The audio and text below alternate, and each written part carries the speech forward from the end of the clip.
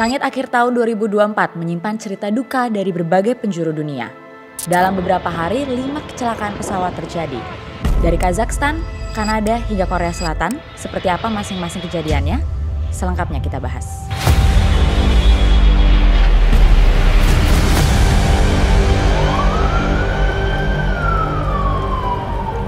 Di hari Natal 25 Desember, pesawat Embraer 190 milik Azerbaijan Airlines jatuh di sekitar Kazakhstan setelah berbelok arah dari wilayah selatan Rusia. Pesawat yang terbang dari Baku ke Grozny itu membawa 67 orang dan terpaksa mendarat darurat akibat gangguan teknis. Namun upaya itu berakhir tragis dengan 38 orang tewas. Menurut otoritas setempat, 32 penumpang berhasil selamat meskipun banyak di antaranya mengalami luka serius. Mengutip sumber pemerintah yang dapat dipercaya, media Azerbaijan melaporkan hasil investigasi awal menetapkan pesawat diserang oleh sistem pertahanan udara Pantsir S milik Rusia saat mendekati Grozny. Pantsir S adalah sistem senjata pertahanan udara jarak pendek hingga menengah yang dikembangkan Rusia.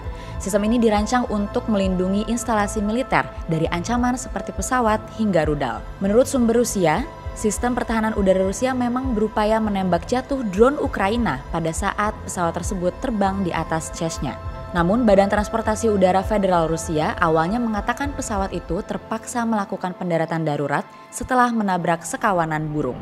Rusia juga memperingatkan agar tidak berspekulasi tentang penyebab kejadian itu.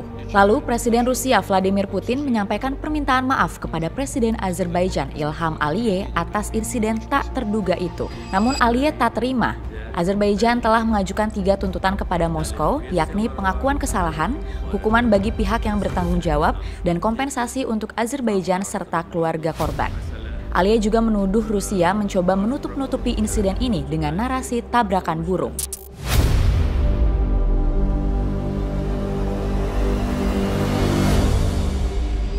Penyebab kecelakaan masih menjadi tanda tanya, namun gesekan konflik antara Azerbaijan dan Rusia mulai mencuat.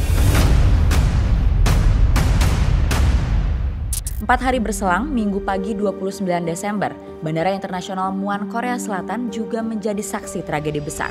Pesawat Jeju Air 2216 dengan 181 penumpang dan awak tergelincir dan terbakar saat mencoba mendarat darurat.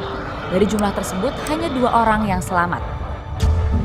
Kronologi dimulai pukul 8.57 waktu setempat ketika pengawas lalu lintas udara memperingatkan pilot soal resiko tabrakan dengan burung di jalur pendaratan. 1 menit kemudian, pilot mengirimkan sinyal Mayday dan pada pukul 9.03, pesawat tergelincir dari landasan pacu, menghantam pagar pembatas dan terbakar hebat. Seorang saksi mata, Yu Jae-yong, menyebut ia melihat percikan api di sayap pesawat sebelum ledakan terjadi. Sementara itu, pesan terakhir seorang penumpang kepada keluarganya berbunyi, seekor burung tersangkut di sayap pesawat. Setelah itu, kontak pun terputus. Para ahli menduga beberapa faktor seperti tabrakan burung hingga kondisi cuaca dapat berkontribusi pada kecelakaan. Namun investigasi menyeluruh masih diperlukan untuk memastikan penyebab kecelakaan. Muncul juga kritik yang menyoroti konstruksi bandara yang dianggap melanggar standar keselamatan penerbangan internasional. Pesawat yang mengalami kecelakaan itu merupakan seri Boeing 737-800. Kini PLT Presiden Korea Selatan Choi Sang-mok telah memerintahkan Kementerian Perhubungan untuk segera menginspeksi 101 pesawat Boeing 737-800 di negaranya guna mencegah tragedi serupa. Jeju Air menyampaikan permohonan maaf secara terbuka dan menyebut pesawat itu tak rusak sebelum berangkat dari Bangkok. Sementara itu, Boeing telah merilis pernyataan yang berisi ucapan bela sungkawa dan siap mendukung Jeju Air. Selepas kejadian, sebanyak 169 penyidik forensik dan lebih dari 500 petugas darurat dikerahkan untuk mencari korban dan melakukan evakuasi. Dari total 175 penumpang di dalam pesawat, 173 merupakan warga lokal, sementara 2 lainnya berkewarganegaraan Thailand. Dari 179 korban yang tewas, 141 telah diidentifikasi menggunakan analisis DNA dan sidik jari.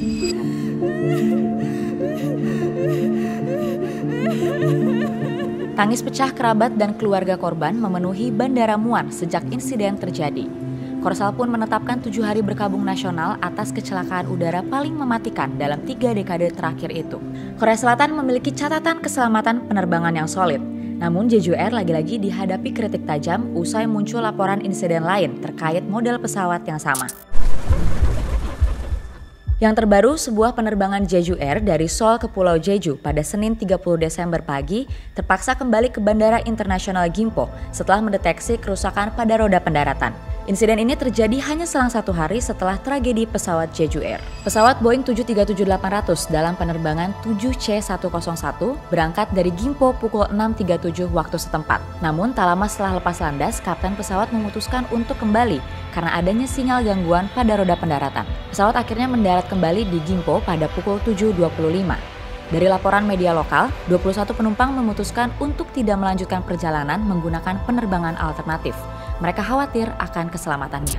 Selain 2 tragedi horor di Kazakhstan dan Korea Selatan, ada pula 3 kecelakaan pesawat lainnya yang terjadi dalam kurun waktu 24 jam. Sabtu malam 28 Desember, pesawat KLM Royal Dutch Airlines tergelincir di Bandara Oslo Torp, Norwegia setelah mengalami kegagalan sistem hidrolik. Pesawat ini dijadwalkan menuju Amsterdam namun terpaksa berbalik arah dan mendarat darurat. Saat mendarat, pesawat tergelincir ke area rumput yang diselimuti salju. Beruntung, seluruh penumpang berhasil dievakuasi tanpa korban luka. Dari Norwegia, kita ke Kanada. Hanya berselang 1 jam dari tragedi Jeju Air di Korea Selatan, pesawat Air Canada 2259 tergelincir di Bandara Internasional Halifax Stanfield, Kanada. Insiden ini diduga akibat kerusakan roda pendaratan. Pesawat mulai miring ke kiri saat mendarat, menyebabkan sayap dan mesin tergesek landasan pacu.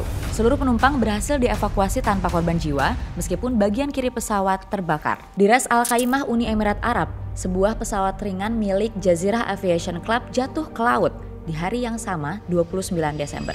Insiden ini menewaskan pilot dan kopilotnya. Otoritas setempat menyatakan investigasi masih dilakukan untuk menentukan penyebab jatuhnya pesawat ini. Tim penyelamat telah mengevakuasi tubuh korban dan menyampaikan bela sungkawa kepada keluarga yang ditinggalkan. 5 tragedi dalam rentang waktu yang begitu singkat meninggalkan duka besar bagi keluarga hingga bangsa. Harapannya insiden akhir tahun ini menjadi pengingat berbagai pihak untuk meningkatkan keselamatan penerbangan guna mencegah tragedi serupa di masa depan. Kumparan, bicara fakta lewat berita.